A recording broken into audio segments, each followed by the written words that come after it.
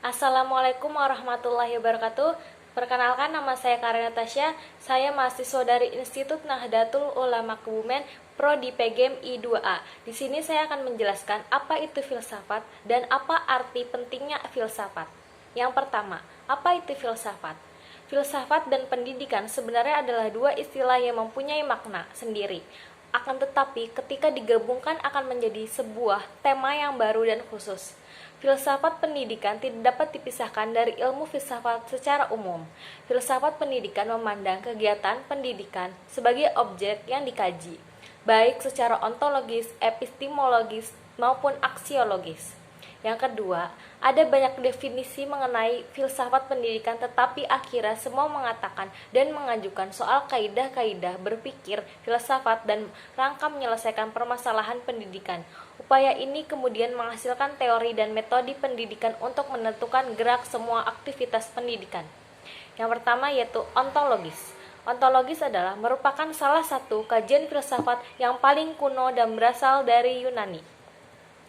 Studi tersebut membahas keberadaan sesuatu yang bersifat konkret. Ontologi merupakan salah satu kajian filsafat yang paling kuno dan berasal dari Yunani. Studi tersebut membahas keberadaan sesuatu yang bersifat konkret. Tokoh Yunani yang memiliki pandangan yang bersifat ontologis dikenal seperti Thales, Plato, dan Aristoteles. Pada masanya, kebanyakan orang belum membedakan antara penampakan dan kenyataan. Yang kedua ada epistemologis. Cabang filsafat yang berkaitan dengan asal, sifat, dan jenis pengetahuan. Yang ketiga aksiologis. Merupakan cabang filsafat ilmu yang membicarakan tentang tujuan ilmu pengetahuan itu sendiri dan bagaimana manusia menggunakan ilmu tersebut. Dan kedua, apakah itu filsafat ilmu pendidikan? Filsafat khususnya adalah cabang dari pengetahuan epistemologi yang secara mendalam, spekulatif dan komparatif mempelajari tentang hakikat ilmu pendidikan. Yang terakhir, apa artinya pentingnya kita mempelajari filsafat ilmu pendidikan? Karena filsafat akan lebih menjadi manusia, lebih membangun dan mendidik dirinya sendiri. Dari pelajaran filsafat, diharapkan setiap manusia dapat berpikir tentang dirinya sendiri, menjadi landasan untuk berkarya dan juga mengabdi di bidang pendidikan. Pernyataan filosof mengenai pendidikan seperti mengapa pendidikan itu penting dapat memberikan jawaban kepada mereka yang ingin mengabdi kepada tenaga pendidik. Dengan adanya filsafat pendidikan, maka tujuan pengabdian dari setiap insan pendidikan akan menjadi jelas dan hal ini tentu saja sangat dipengaruhi oleh pemahaman dan pengimplementasian mengenai filsafat pendidikan. Memberikan pemahaman menyeluruh mengenai dunia pendidikan, membuat para pelaku di bidang pendidikan maupun memberikan materi pendidikan yang lebih baik. Membuat para peserta didik dapat memahami apa saja yang sebenarnya harus diketahui juga dipelajari selama menempuh jalur pendidikan tertentu.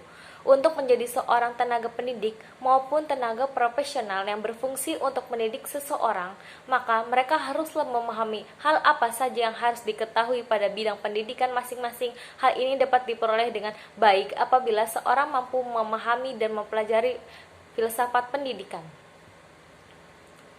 yang menciptakan generasi pendidikan dan tenaga pengajar yang berkualitas. Sekali lagi, pemahaman yang diperoleh para pendidik mengenai pendidikan akan membuat kualitas dari para pendidik tersebut menjadi lebih baik lagi.